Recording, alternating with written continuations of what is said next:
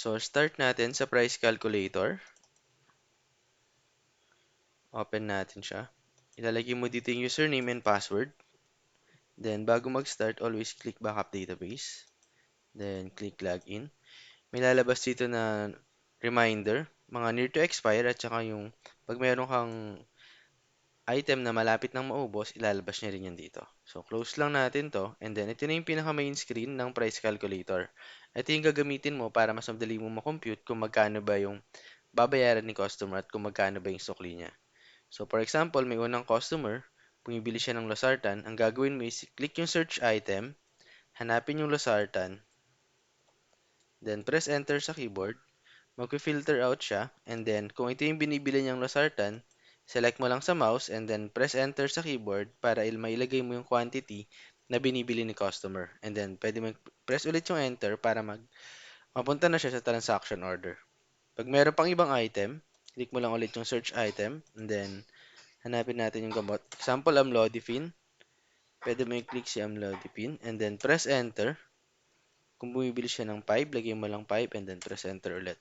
Ang total na babayaran ni customer, 65 pesos. At dito mo ilalagay sa customer cash kung magkano yung ibabayad niya. For example, 100. So, meron siyang change na 35. Then, click mo lang yung finish para ma-save na yung transaction na yun. So, okay mo lang siya and then ready ka na for next transaction.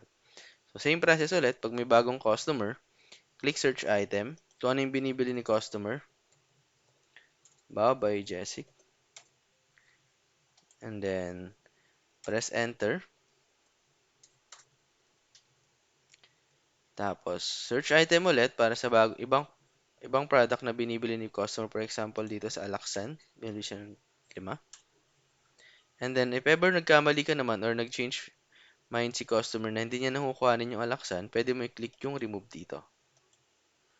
And then, search item mo lang ulit kung ano yung papalit niya. For example, calcium. Ayan, click sa mouse, press enter.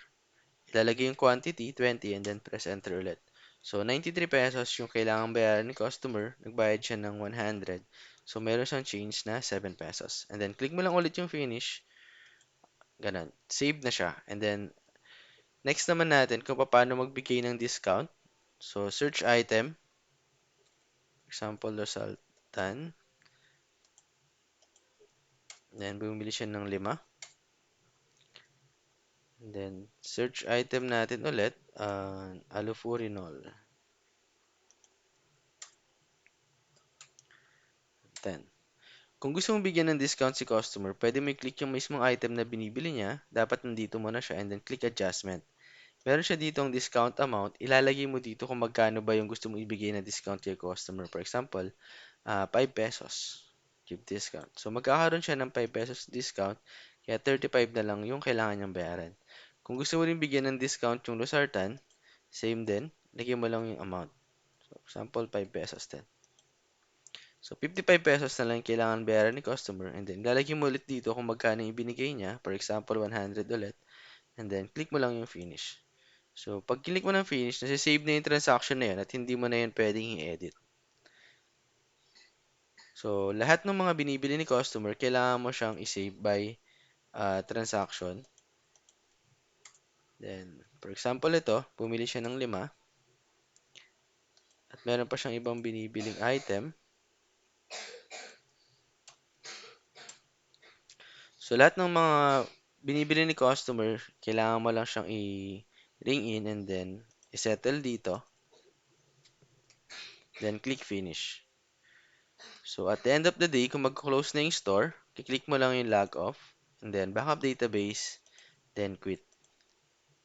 Yung reports, para makita kung ano yung mga transaction ni customer or ni cashier, ay nandun sa Botica Plus Admin.